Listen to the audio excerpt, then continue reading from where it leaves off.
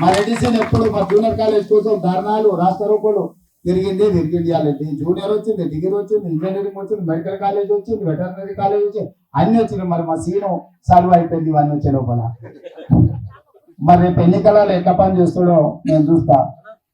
అందుకే మిత్రులారా అదే ఎంత వచ్చింది కృష్ణ? 380. మళ్ళీ మా కృష్ణ కొడంగల్ హైయెస్ట్ ఇచ్చినట్టు ఈసారి కూడా మరి హైయెస్ట్ టైటిల్ కృష్ణరాజు నిలబెట్టుకోవాలి కొడంగల్. అందుకే నేను రాష్ట్రానికి ఎంత పెద్ద అయినా ఢిల్లీకి రాజైనా తల్లికి బిడ్డనే అని పెద్దోళ్ళు చెప్పారు. అవునా? నేను ఎంత పెద్ద నాయకుడినైనా కావచ్చు, పార్టీ నాకు ఎంత పెద్ద పదవాన్ని ఇవ్వచ్చు, కొడంగల్కి వస్తే నేను కూడా మీ కుటుంబంలో ఒక్కరినే మీతో పాటు కూర్చొని మీతో పాటు మాట్లాడేది. అవునా కాదా శాంతప్ప? ఏమంటావు? అంతేనా?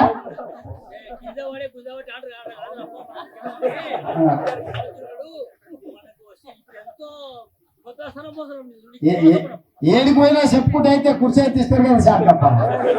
ఏదో కాదు, తిరుపతి పోయినా గోవా పోయినా మా వాళ్ళు కొంతమంది గోవా పోతారు, కొంతమంది తిరుపతి పోతారు.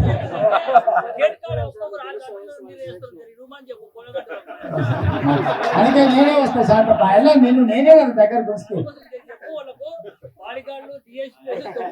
వాళ్ళు ఉంటే ఉంటారు. శాంతప్ప ఏ ఉద్యోగం ఉంటేనే వాళ్ళు ఉంటారు. ఎప్పుడు ఉండేది మీరే. ఉద్యోగం ఉన్నా లేకున్నా ఎప్పుడు ఉండేది మీరే.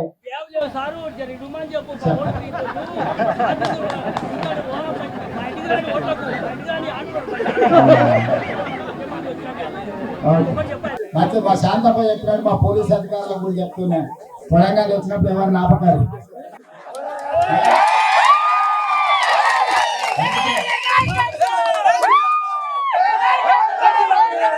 గేట్లు మూసినా అందుకే వస్తేనే నించుంటాడు. గేట్లు మూసినట్టు కనిపిస్తే ఎంబడే గేట్లు తెరుగురు అందరూ రానియండి అని చెప్పిన.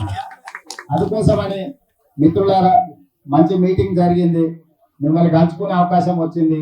6 తారీఖు నాడు తుక్కుగూడలో, మళ్ళీ ఇది చెప్పలేదు అనుకున్నారు కదా వేదిక మీద ఉన్న పెద్ద నాయకులారు, 6 తారీఖు నాడు సాయంత్రం 5 గంటలకు తుక్కుగూడల అప్పుడు సోనియా గాంధీ గారు వచ్చి ఎట్లయితే మన 6 గ్యారెంటీలు ప్రకటించిపోయారో మళ్ళీ జాతీయ స్థాయిలో 5 గ్యారెంటీలు ప్రకటించడానికి రాహుల్ గాంధీ గారు 6 తారీఖు నాడు సాయంత్రం తుక్కుగూడ దగ్గరకు వస్తున్న రాజీవ్ గాంధీ ప్రాంగణంలో ఆ సభకు కొడంగల్ నుంచి 25,000 మంది ఇక్కడ నుంచి అందరు తరలి రావాలి. మండలానికి 5,000 మంది ఎక్కడం వల్ల మొత్తం అంతా మీరు తయారు చేసుకొని మంచిగా సర్ది కట్టుకొని ఎవరి పాలిగా బయలుదేరి సాయంత్రం 5 వరకు ఆడికి వచ్చేటట్టు చూసుకోవాలి.